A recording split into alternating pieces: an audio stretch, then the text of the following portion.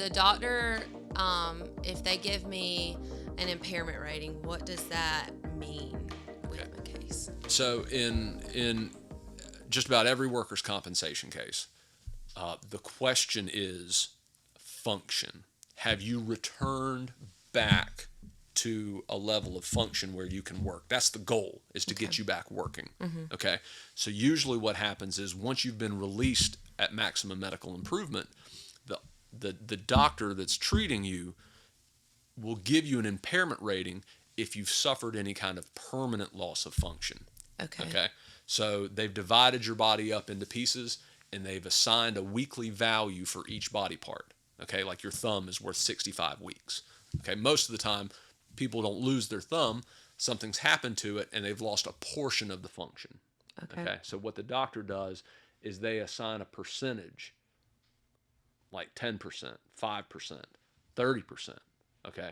And that's what workers' compensation is supposed to use to calculate your disability award, which is different than the impairment rating.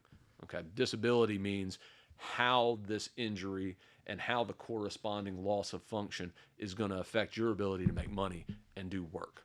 Okay. So if I receive an impairment rating, am I done treating with that physician?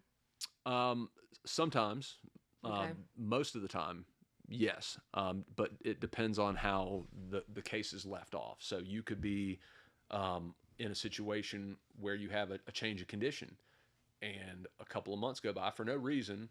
You've been given an impairment rating, but you start hurting again. You go back to that doctor. He puts you back into treatment, and he might give you a greater impairment rating. Okay. So just because you're there doesn't always mean that's where you stay. Okay. But it's fact sensitive, case by case. Okay. Real geeky workers' compensation stuff. So impairment rating does not mean that I'm at MMI. Not always, no. Okay.